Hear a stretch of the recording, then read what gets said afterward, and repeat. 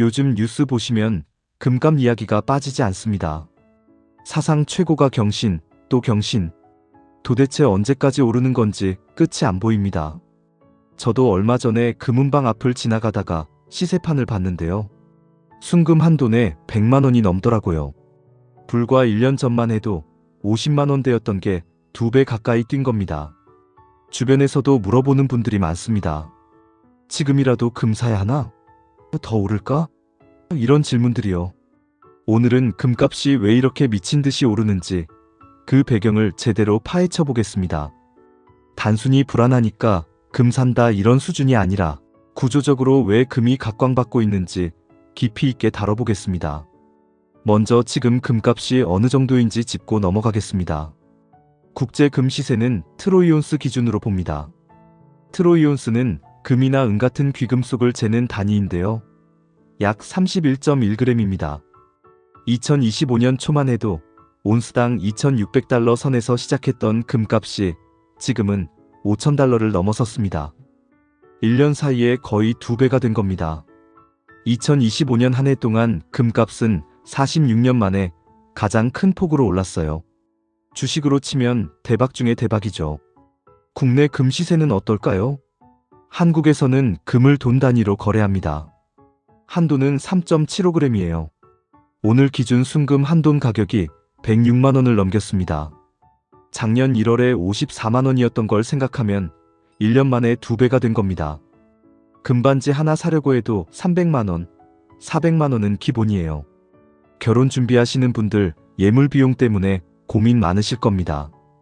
그런데 이게 단순히 비싸졌다고 끝날 문제가 아닙니다. 왜 이렇게 됐는지를 알아야 앞으로 어떻게 될지도 가늠할 수 있거든요. 금값 상승의 가장 큰 동력은 각국 중앙은행들입니다.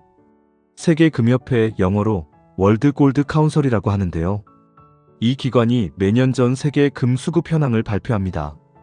그 자료를 보면 놀라운 사실을 알 수 있습니다.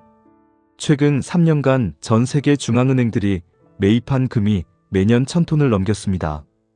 2024년에 1045톤, 2023년에 1037톤, 2022년에 1082톤, 3년 연속으로 1000톤을 돌파한 겁니다. 이게 얼마나 많은 양인지 감이 안 오시죠? 2010년대 평균을 보면 중앙은행들의 연간 금 매입량이 400톤에서 500톤 수준이었습니다. 그러니까 최근 들어서 2배 이상으로 늘어난 거예요. JP모건 분석에 따르면 2026년에도 약 755톤의 금을 중앙은행들이 매입할 가능성이 있다고 합니다. 어떤 나라들이 금을 사들이고 있을까요? 중국이 압도적 1위입니다. 중국인민은행은 2022년 11월부터 금 매입을 본격화했습니다.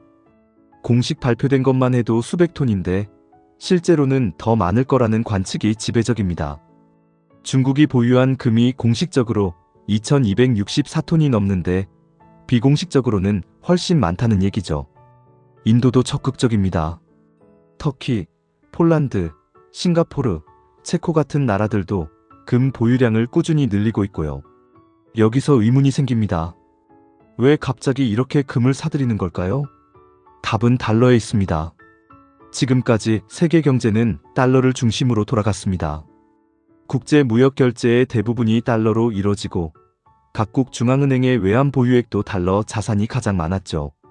그런데 2022년에 큰 사건이 터집니다. 러시아와 우크라이나 전쟁이요. 전쟁이 시작되자 미국과 유럽은 러시아에 대한 경제 제재를 단행합니다. 그 중에서도 가장 강력했던 게 뭐냐면 러시아 중앙은행이 해외에 보유하고 있던 달러와 유로 자산을 동결시킨 겁니다. 러시아 입장에서 보면 날벼락이죠. 자기 돈인데 쓸 수가 없게 된 거예요. 약 3천억 달러, 우리 돈으로 400조 원이 넘는 자산이 꼼짝 못하게 묶여버렸습니다. 그런데 재미있는 건 이 사태 이후 러시아 외환 보유액이 오히려 사상 최고치를 기록했다는 겁니다. 어떻게 된 걸까요? 러시아가 달러 자산을 대체해서 금, 위안화, 유로화 중심으로 준비자산 구조를 바꿨기 때문입니다. 지금 러시아 외환 보유액에서 금 비중이 43%를 차지합니다. 금값이 오르면서 오히려 외환 보유액이 늘어난 거예요. 이걸 지켜본 다른 나라들이 깨달은 게 있습니다. 달러 자산은 안전하지 않다. 미국과 사이가 나빠지면 언제든 내 자산이 무기가 될 수 있다는 거죠. 그래서 달러 의존도를 줄이고 아무도 빼앗아갈 수 없는 실물 자산을 확보하자. 그게 금입니다. 실제로 올해 들어서 각국 중앙은행이 보유 중인 금 보유액이 미국 국채 보유액에 육박하고 있습니다. 2025년 말이면 금 보유액이 미국 국채를 추월할 것으로 전망됩니다. 외화 보유가 달러화 표시 증권에서 실물 자산으로 점진적으로 전환하고 있다는 증거입니다. 중국을 예로 들어볼까요? 중국은 미국과 무역 갈등, 기술 갈등을 겪고 있습니다. 대만 문제도 있고요. 만약 미중 관계가 극단적으로 나빠지면 러시아처럼 자산이 동결될 수 있다는 불안감이 있는 겁니다. 그래서 중국은 두 가지를 동시에 하고 있습니다. 하나는 미국 국채를 줄이는 것, 다른 하나는 금을 사들이는 것. 실제로 중국이 보유한 미국 국채는 2013년에 1조 3천억 달러로 정점을 찍은 뒤 계속 줄어서 지금은 7천억 달러대입니다. 거의 반토막이 났어요. 그 빈자리를 금이 채우고 있는 겁니다. 이건 중국만의 이야기가 아닙니다. 신흥국들, 특히 미국과 거리가 있는 나라들이 비슷한 행보를 보이고 있어요. 달러 중심의 금융 질서에서 조금씩 벗어나려는 움직임, 이걸 탈달러화라고 부릅니다. 금은 그 탈달러화의 핵심 수단이 되고 있습니다. 이게 금값 상승의 가장 근본적인 원인입니다. 지금 세계 정세를 보면 불안 요소가 한두 가지가 아닙니다. 러시아와 우크라이나 전쟁은 4년째 계속되고 있습니다. 언제 끝날지 아무도 모릅니다. 휴전 협상 얘기가 나오다가도 다시 격화되기를 반복하고 있죠. 중동은 더 복잡합니다. 2023년 10월에 하마스가 이스라엘을 공격하면서 가자지구 전쟁이 시작됐습니다. 이 분쟁이 레바논, 예멘, 이란까지 확대되면서 중동 전체가 화약고가 됐어요. 특히 이란과 이스라엘의 긴장이 고조되면서 호르무즈 해협 봉쇄 가능성까지 거론됩니다. 호르무즈 해협은 전 세계 원유 물동량의 20% 이상이 통과하는 곳이에요. 여기가 막히면 글로벌 경제가 큰 충격을 받습니다. 최근에는 미국과 베네수엘라의 군사적 긴장도 고조되고 있습니다. 트럼프 대통령이 그린란드에 대한 야욕을 드러내면서 지정학적 불확실성이 더 커졌고요. 미중 갈등도 빠질 수 없죠. 반도체, 인공지능, 전기차 배터리, 첨단 기술을 둘러싼 패권 경쟁이 갈수록 격화되고 있습니다. 트럼프 2기 행정부가 출범하면서 관세 전쟁도 다시 불붙었고요. 대만 문제는 어떻습니까? 중국이 대만을 무력으로 통일하려 할 수 있다는 시나리오, 더 이상 공상과학 소설이 아닙니다. 이런 상황에서 투자자들은 어떻게 행동할까요? 안전한 곳에 돈을 넣고 싶어 합니다. 그게 금이에요. 금은 5천년 인류 역사에서 그 가치를 인정받아온 자산입니다. 나라가 망해도 화폐가 휴지 조각이 되어도 금은 가치를 유지했습니다. 제1차 세계대전, 제2차 세계대전, 1970년대 5.1 쇼크, 2008년 금융위기. 이런 위기 때마다 금값은 올랐습니다. 위기의 자산, 안전자산. 금에 붙는 수식어들이죠. 지금 상황이 딱 그렇습니다. 전쟁, 갈등, 불확실성. 이럴 때 금이 빛나는 겁니다. 이번에는 달러와 금리 이야기를 해보겠습니다. 최근 트럼프 대통령이 달러화 약세를 일축하면서 미국 달러화는 4년 만에 최저치 부근에서 고전하고 있습니다. 달러가 약해지면 금값은 올라갑니다. 왜냐하면 금은 달러로 거래되기 때문에 달러가 약해지면 해외 구매자들에게 금이 더 매력적인 투자처가 되거든요. 또한 시장에서는 미 연방준비제도, 연준의 추가 금리 인하 가능성을 주시하고 있습니다. 금리가 높으면 금에는 불리합니다. 왜냐하면 금은 이자가 안 붙거든요. 은행에 예금하면 이자를 줍니다.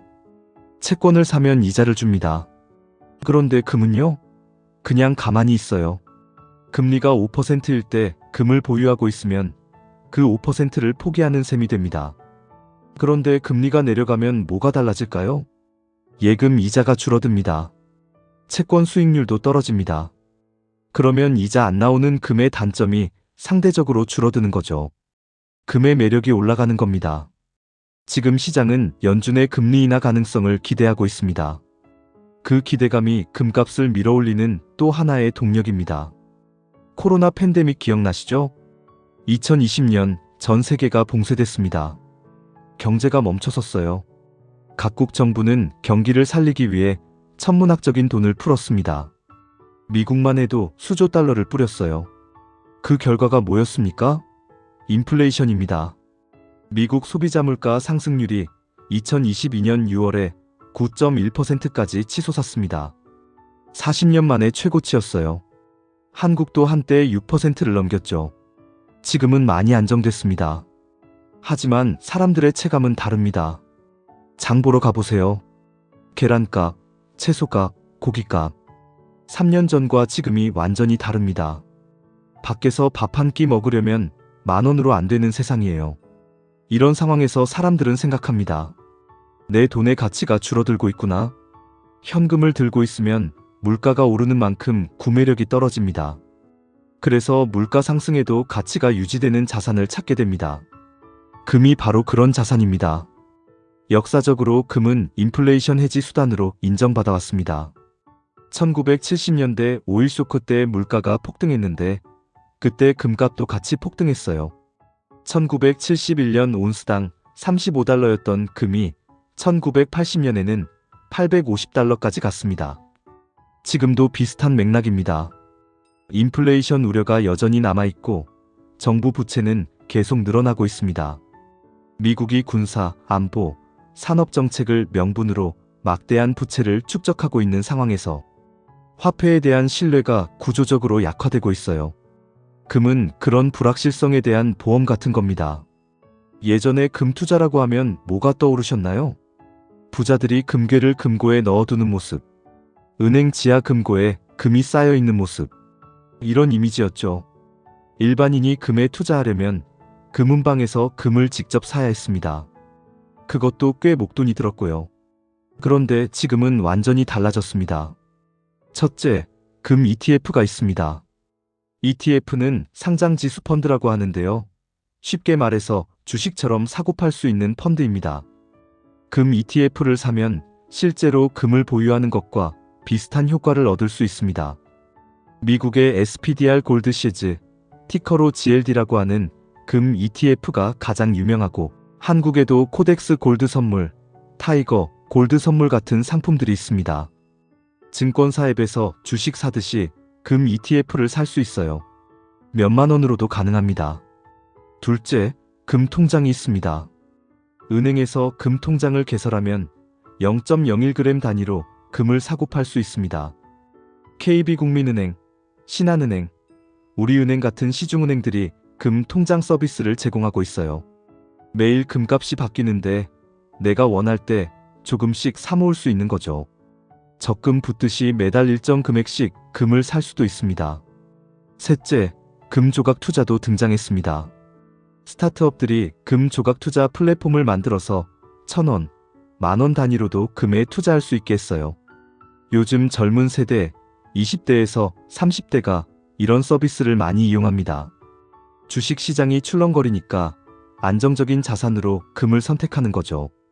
골드만삭스 분석에 따르면 미국 투자자들이 포트폴리오에서 금 비중을 0.01%포인트 늘릴 때마다 금 가격은 약 1.4% 상승할 수 있다고 합니다. 개인 투자자들의 유입이 금값에 미치는 영향이 그만큼 크다는 거죠. 상하이와 홍콩의 개인 투자자들의 금 수요도 사상 최고치를 경신하고 있습니다. 전 세계적으로 개인들이 금 시장에 뛰어들고 있어요. 지금까지는 수요 측면을 봤는데 공급 측면도 살펴봐야 합니다. 금은 어디서 나올까요? 땅에서 캐야 합니다. 금광에서 채굴하는 거죠. 전 세계 금 채굴량은 연간 약 3,500톤 정도입니다. 이게 최근 몇 년 동안 거의 늘지 않았어요. 왜 그럴까요? 쉽게 캘 수 있는 금은 이미 다 캤습니다. 새로운 금광을 찾기가 점점 어려워지고 있어요. 금광을 찾더라도 개발하는데 시간과 비용이 엄청나게 듭니다. 환경 규제도 갈수록 강화되고 있고요. 금광 회사들 입장에서는 투자 대비 수익이 예전만 못합니다. 그래서 공격적으로 새 광산을 개발하기보다는 기존 광산에서 효율을 높이는 쪽으로 가고 있어요. 수요는 늘어나는데 공급은 정체되어 있다. 경제학 기본 원리로 보면 가격이 오를 수밖에 없는 구조입니다. 물론 금은 재활용도 됩니다. 금 장신구나 전자제품에서 금을 추출해서 다시 쓰는 거죠. 이게 연간 1200톤 정도 됩니다. 하지만 이것도 한계가 있어요. 결국 금은 무한정 찍어낼 수 있는 종이 화폐와 다릅니다. 희소성이 있는 자산이에요. 이 희소성이 금의 가치를 뒷받침하는 근본적인 요소입니다. 지금까지 금값이 오르는 이유를 살펴봤습니다. 그러면 앞으로는 어떻게 될까요? 전문가들 의견을 종합해보면 대체로 낙관적입니다. 골드만삭스는 2026년 말 금값 목표를 온스당 5,400달러로 상향 조정했습니다. JP모건은 2028년 금 가격이 온스당 6,000달러 수준에 이를 것으로 전망했고요. 야르데니 리서치는 더 과감한 전망을 내놨습니다. 국제 금값이 2026년 말까지 6,000달러에 도달하고 2029년에는 1만 달러까지 상승할 수 있다고 봤어요. 일부 전문가들은 금이 달러를 대체하는 대항해 화폐로 부상하면서 장기적으로 2만 달러까지 갈 수 있다는 분석도 내놓고 있습니다. 하지만 변수도 있습니다. 첫째, 2026년 상반기에는 시장이 조정을 겪으면서 일정 기간 횡보 국면에 진입할 가능성이 있습니다. 너무 빨리 올랐기 때문에 숨고르기가 필요하다는 거죠. 둘째, 금리 변동입니다. 연준이 금리를 예상만큼 내리지 않으면 금값 상승세가 주춤할 수 있습니다. 인플레이션이 다시 고개를 들면 금리 인하가 늦어질 수 있어요. 셋째, 이미 많이 올랐다는 점입니다. 1년 만에 2배가 됐으면 어느 시점에서 조정이 올 수 있습니다. 단기적으로 10%에서 20% 빠지는 상황도 배제할 수 없어요. 그래서 전문가들은 금 투자를 할 때 분할 매수를 권합니다. 한 번에 몰빵하지 말고 나눠서 사라는 거죠. 그리고 단기 차익보다는 장기적인 자산 배분 관점에서 접근하라고 조언합니다. 금 투자에 관심 있으신 분들을 위해 방법을 정리해드리겠습니다. 첫째, 실물 금 매입입니다. 금은방이나 한국금거래소에서 금을 직접 삽니다. 골드바, 금화, 금 장신구 등이 있어요. 실물을 손에 쥘 수 있다는 장점이 있지만 보관이 번거롭고 사고 팔 때 수수료가 붙습니다. 부가세 10%도 내야 하고요. 둘째, 금 통장입니다. 은행에서 개설하고 소액으로 금을 사모읍니다. 0.01g 단위로 거래할 수 있어서 접근성이 좋아요. 매매 차익에 대해 배당 소득세 15.4%가 붙는다는 점은 알아두셔야 합니다. 셋째, 금 ETF입니다. 증권사에서 주식처럼 거래합니다. 국내 상품으로는 코덱스 골드 선물, 타이거 골드 선물 등이 있고 해외 상품으로는 GLD, IAU 등이 있습니다. 매매가 편리하고 실시간으로 거래할 수 있어요. 매매 차익에 대해 국내 ETF는 배당소득세, 해외 ETF는 양도소득세가 붙습니다. 넷째, KRX 금시장입니다. 한국거래소에서 운영하는 금 현물 시장이에요. 증권사 계좌로 거래하고 1g 단위로 살 수 있습니다. 매매 차익에 비과세라는 장점이 있어요. 원하면 실물 인출도 가능합니다. 각자 상황에 맞는 방법을 선택하시면 됩니다. 세금 부분은 꼭 확인하시고요. 오늘 금값이 왜 계속 오르는지 살펴봤습니다. 정리하면 6가지입니다. 하나, 각국 중앙은행들이 달러 의존도를 낮추기 위해 금을 사들이고 있습니다. 금 보유액이 미국 국채에 육박하고 있어요. 둘, 러시아와 우크라이나 전쟁, 중동 분쟁, 미중 갈등, 미국과 베네수엘라 긴장 등 지정학적 불안이 고조되고 있습니다. 셋, 달러 약세와 금리 인하 기대가 금의 매력을 높이고 있습니다.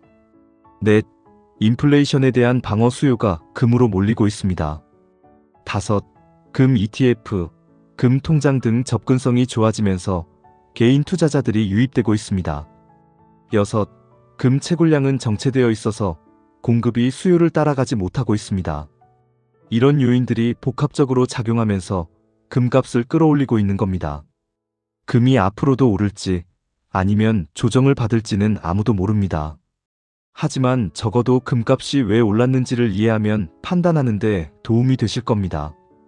금 투자를 고민하시는 분들은 분할 매수, 장기 투자 원칙을 기억하시고요.